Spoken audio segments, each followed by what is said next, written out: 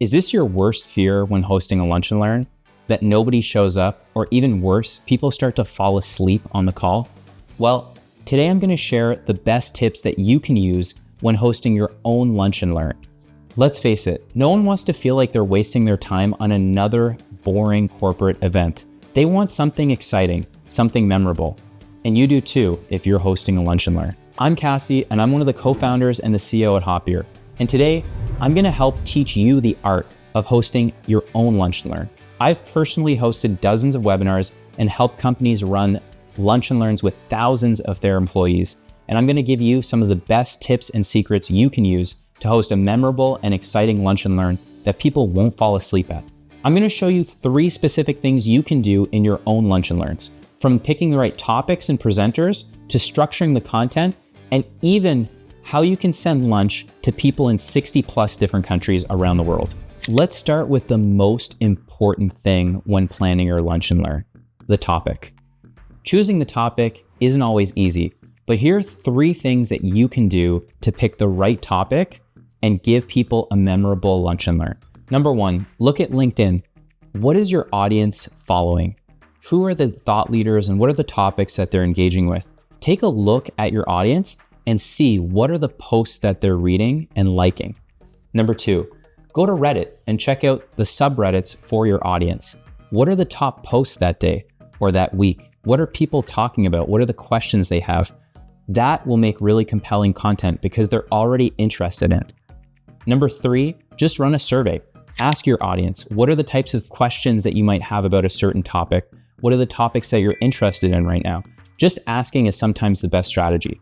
These are 3 things that you can do to elevate the content at your lunch and learn. For example, at Hoppier, we've run dozens of webinars. And one of the most successful things that we've done is we looked at our support chat to see what are the types of questions that our customers have on a day-to-day basis. Are there any that are related that we can make content for and create captivating lunch and learns for? We actually found one topic that was really interesting in particular, and that had to do with AI photo booths for companies to do AI headshots for their employees. And so I contacted Sam from the Snap Bar. He's the co-founder and CEO, and I invited him to talk to me to over 300 people at our last webinar. It was super successful, and part of the reason was because we really deeply understood what our audience was interested in. And this is why the topic is important, but so is the presenter, or in this case, the presenters.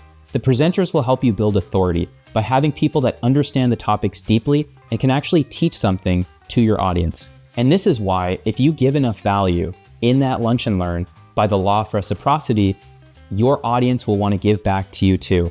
I actually touched on this in another video on digital gifts and gifting for your clients and how reciprocity is a powerful way to create relationships with your customers and help you send personal gifts that will help you grow your brand. One of the best ways to keep retention is by asking questions and having activities throughout the content. So don't be afraid to use the chat and ask people different questions that pique their interest and get them thinking even further about the topic. This is really important because you draw people in closer towards the content, and you can even generate new ideas and get people talking in the chat.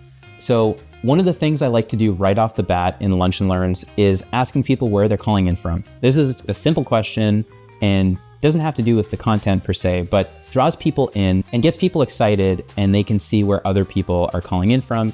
And it also creates reinforcement that, people are interested and excited about the webinar. I love to ask people a poll with a silly question like, is cereal soup? And that's just a fun question to get people laughing and to make things a little bit more casual, because nobody just wants to go to another boring corporate event. You can include other interactive elements like multimedia, like video, slides, and all kinds of other content that's going to draw attention in. So as you're planning your lunch and learn, you might be asking yourself, how do I do this virtually? How do I send lunch to people that are remote and might be in countries all over the world? Well, what if I told you you don't actually have to hire an expensive catering company that's going to ship lunches around the world? You don't have to pay expensive shipping fees, but it's actually as easy as just clicking your mouse a few times and sending lunch to your audience in just a matter of minutes.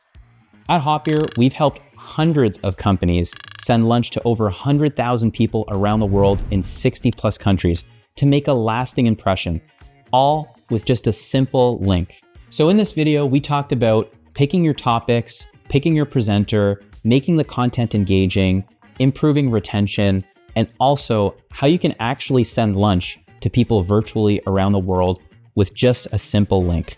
With the right approach, your lunch and learn can not only be memorable, but actually drive business outcomes that you're looking to achieve. Whether it's training employees, teaching something to your customers, or engaging prospects to close new business. So now you're ready to host your own virtual lunch and learn that your audience is going to love.